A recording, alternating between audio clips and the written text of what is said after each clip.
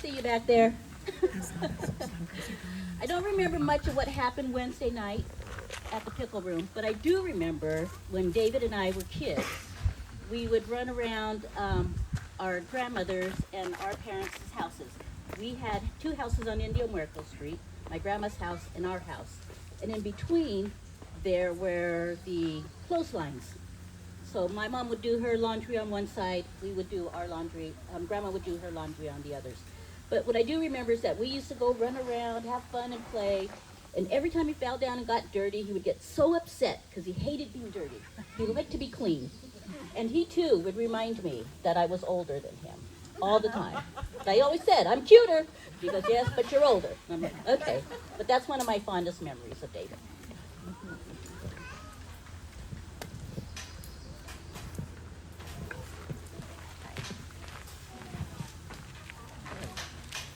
Hi everyone, I'm Jordan. I am David's godson, my Nino. For you white people here, that's godfather.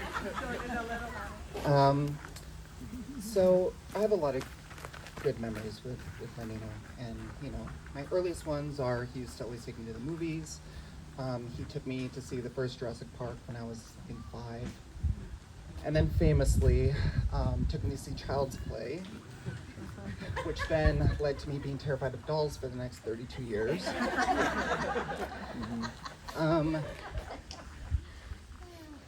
He came out of the closet when I was pretty young, and through that, I saw how accepting my family was, and just the love and acceptance that he received from everyone, and ultimately that led me to coming out of the closet myself pretty young, my early 20s, which has led to me having a very full life. And so, Mom, thank you. I don't think you could have chosen anyone better to be my godfather, my Nino.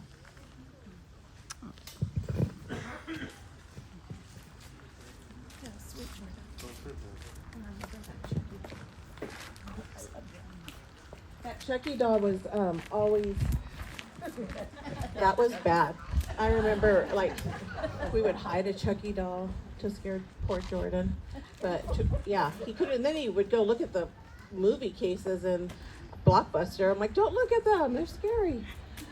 Does anyone else have anything they'd like to share? I love seeing all these faces. I haven't said hi to everyone, but David would be so happy seeing all these friends and family that we haven't seen in a long time. And I think Drew knows too that so here's what David wanted. He really wanted to have his own party before he passed.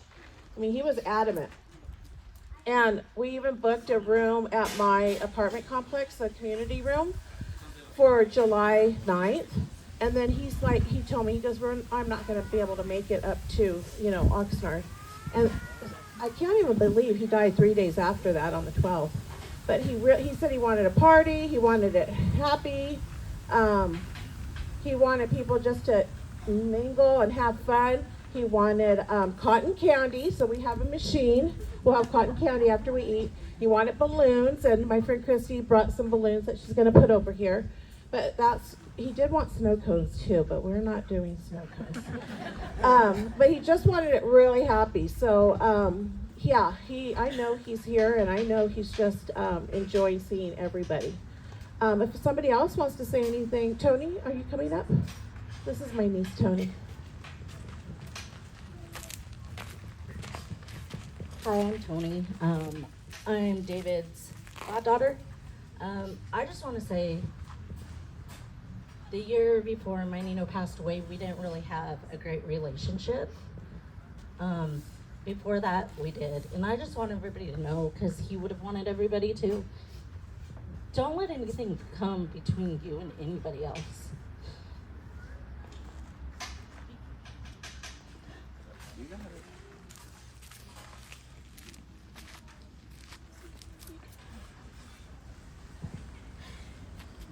Because you never know when you're going to see that person again. And he loved everybody, no matter what. So I just want you guys all to know that, closure with everybody is the best. Okay, does anybody else want to come up and have a story? I know that really impacted a lot of lives, but yeah, if you have something you want to say.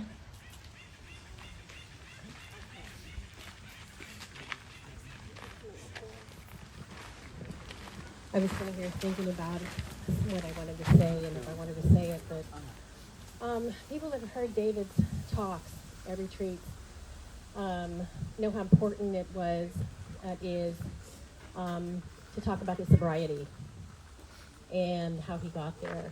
And that's how David and I connected.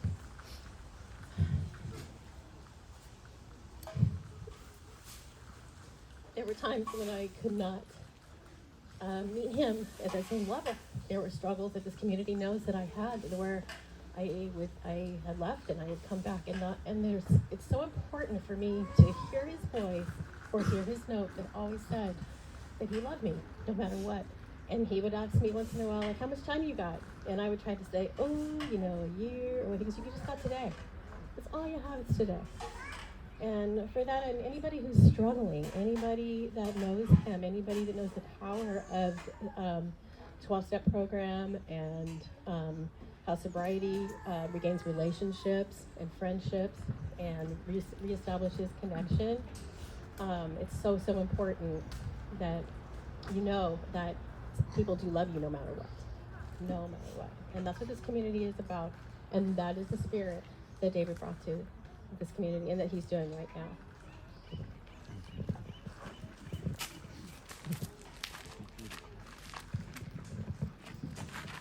I'm gonna piggyback what Chris was talking about, and my brother he was a mentor to many people. He put on Facebook this year 37 years of sobriety. That's awesome. I'm so proud of my brother, and he just had there were times he'd have to leave the house because somebody called and he needed to go over there and help them out. But he was really giving and really passionate about his mentorship. He died with his little pinky finger, ring finger on, and it was the circle with the triangle in it. And I guess that's from AA. And so, but he always had that pinky ring on, and he did pass with that. Yeah, he was a good guy that helped many people after he got through his struggle. Thank you, Chris. Does anybody else want to say anything?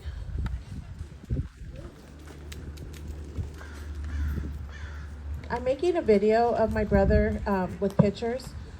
So I have a lot. Once I have it, I'll put it on Facebook with the link.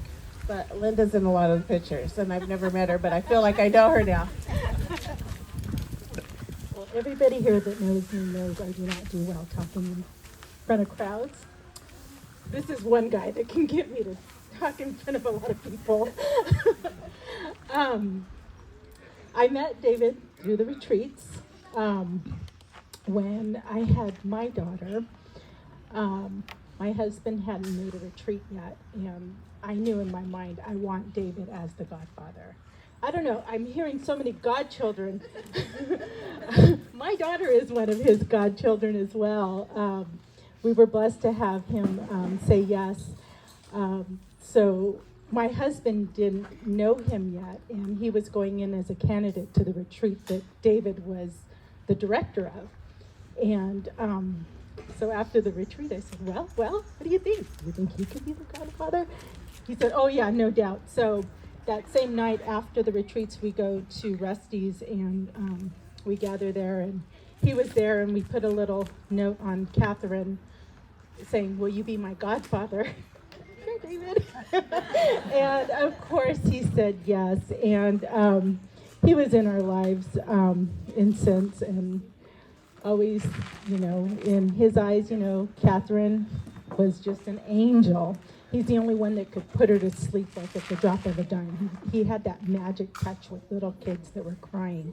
He could just put them in the arms and they were asleep. But I just wanted to share that. I heard all the godchildren coming up, and I thought, I had to share that my daughter was also one of his godchildren, and we were blessed to have him there.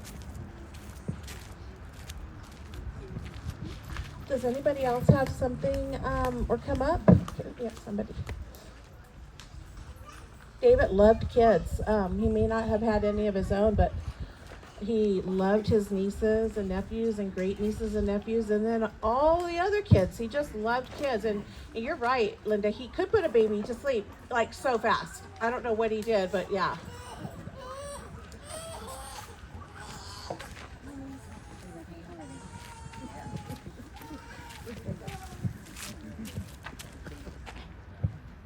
I'm gonna speak up, but I'm gonna try to on behalf of Drew and David. So Drew and I go back, gosh, how many years? 40?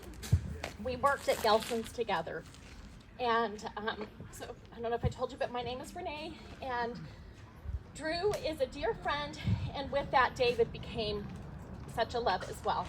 And for those of you that knew David far longer than I did, or even Drew did, I want to thank you, his family, because he brought such joy to Drew's life, and Drew brought such joy to David's life.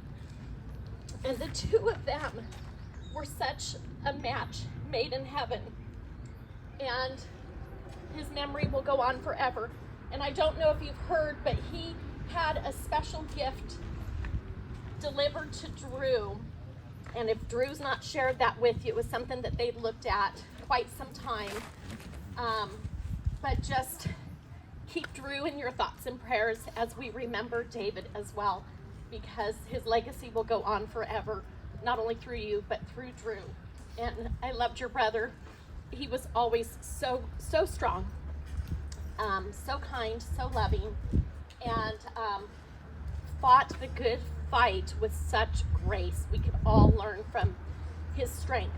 And I just wanted to, again, acknowledge who he was and that love that the two of them shared. Thanks. Okay, does anybody else want to come up?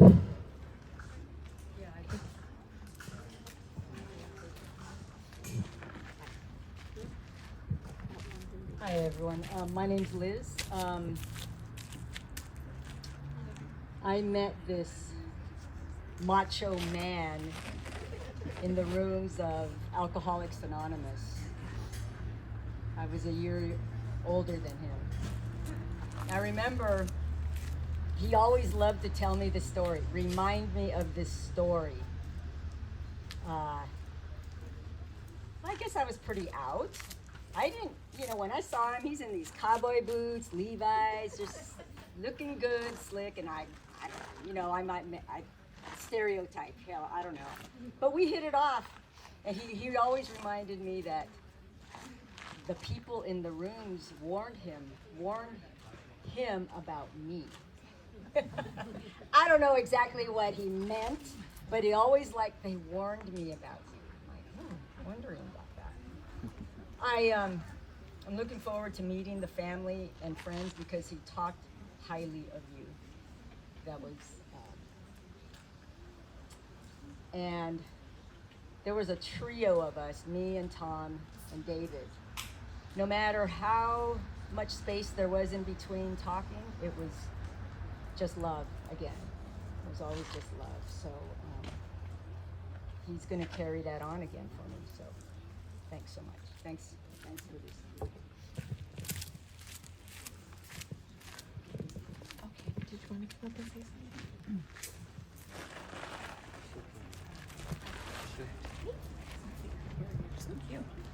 Hello, I'm Desiree. So I'm not a godchild, but my mom and David are godparents to Catherine. So, and unlike my cousin Linda, I have no problem public speaking. So I met David. David actually met me before I met him because on a retreat weekend, he stayed at my house during one of the positions that he worked. And my mom had warned me for like a month that we were going to have people staying at our house over the weekend, and so I needed to clean my room.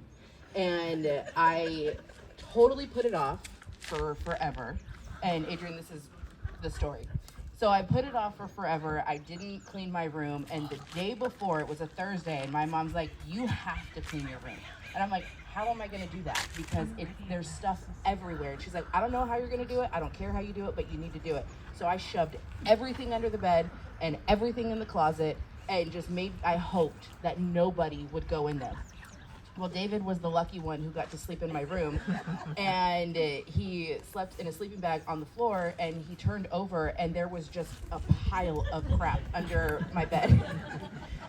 So when I met him in person for the first time, he was like, "You're the person that doesn't clean their room." And I'm like, "That's me." And it became our thing every single time that we would talk. He'd be like, "Did you clean your room? You need to clean your room. Is your room clean?" So when I had my daughter, he now was just like, I was pregnant, and he was like, "Now you really need to clean your room." He's like, "She's gonna get lost in there, and we're never gonna be able to find her." So I cleaned my room, but I'll probably get it dirty again just so that I can clean it for him. But David was always that person who, like, we had a very joking relationship, and now some things are becoming really clear to me because I told him a story about how I was terrorized myself by Child's Play as a kid, and I couldn't understand why he laughed so hard when I told him that story. And he's just like, "I'll tell you one day." I'm like, "Okay." And now I found out. So I'm with you on that.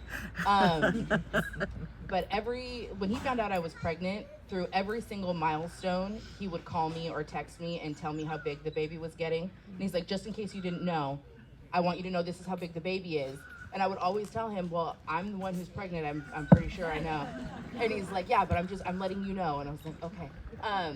And then every milestone that I had in my life, he made sure to make it memorable for me. So like when I went to beauty school and I started doing hair and makeup, he called me when, because I started doing makeup and people would see me, and my name was now Tammy Faye. And so every time he would see me or call me or text me, he'd be like, "What's up, Tammy?" And I'm like, "That's not funny anymore." And then I had my daughter, and it was kind of like kismet between them. Like they didn't meet in person for a long time, but the moment that they actually met, it was like they had known each other forever. And he did such a good job of being so present in her life and my life growing up that I never really felt like I was missing anything. And even though David didn't have kids, and even though I'm definitely not his child, he always made me feel like I had that person that would be there. And I'm gonna miss that a lot. And especially with my daughter, because they loved each other so much. And he actually did this diamond art for her, and we got it today, and it's just totally them. And I'm so blessed to have known him, and I'm really gonna miss him, but I'm a better person for knowing him. Thank you.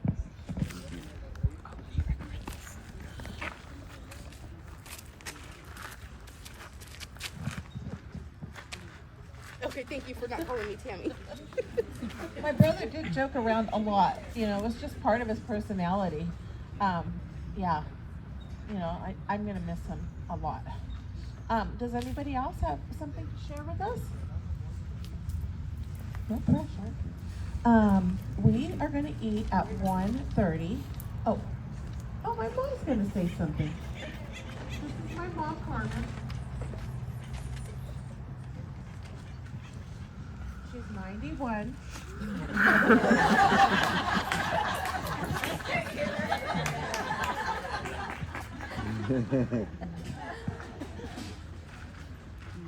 When my son passed, a few days before he passed, it was just the two of us.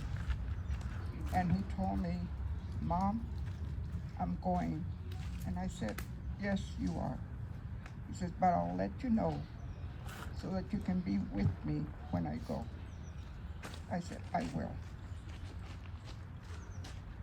And I said, "I only one thing, David, that makes me sad." And he said, "What's that, Mom?" "That you're going to see Dad before I do. Because we lost their dad 4 years ago." But he was at peace with what was happening to him. So I was lucky enough to have been with him, holding his hand until the very end, until he took his last breath. So it's been very hard for me since that day because I have not been able to have closure because I missed the mass, the rosary, everything. But today, see all of you people here that loved him so much, it makes me feel so much better. I don't feel alone like I was feeling the past 2 weeks. And my kids, it's been a hard road for all of us, but I promise you that I will get out of this funk one way or another. He would want me to do that. So thank you so much for coming here and being here because of your love for him. I especially want to thank Drew for being there for my son, for taking care of him all these years, making sure that he was okay, taking him places when he was able to go. And I will always, always be grateful for your love for my son. So again, thank you, all of you, for coming and joining us on this special day to celebrate his life. Thank you.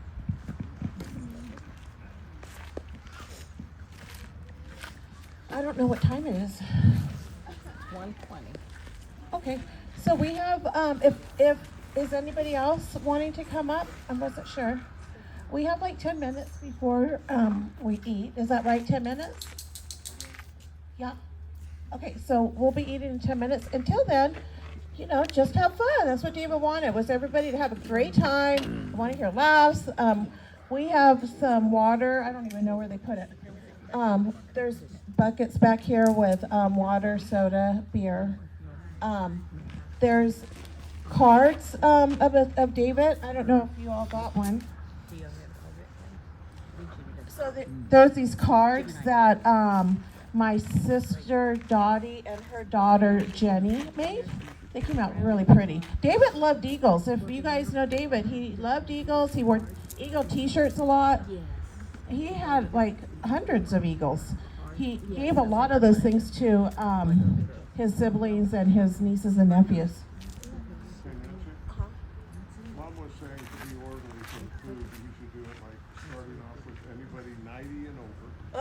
My brother's saying in order to start the line for food, we'll start with people who are 90 years old and And then older. the next group would be people with a handicap. Oh yeah, and then if you have a physical handicap, you can go next, which is my brother Anthony. So he's making it like perfect. I see a walker there, so there you go. There's these little charms, and it says "You're always in my heart." They're up here. They're up here on the table. If you didn't get one, it's just something to remember my brother. And then name tags too. And isn't it? I mean, it's a celebration of life, but it is a party too. So it was kind of hard to plan this because we're like, okay, what do we do? Even like the RSVPs, I'm like, you don't do that for a funeral, but we're not really having the funeral. We're having a celebration of David. So thank you all for coming. Mingle, meet everybody else that's here. There's a lot of cousins that I haven't seen in a long time. So happy that they're here for David. And I wish I know he's here, but this is what he wanted. So thank you all so much for making it happen.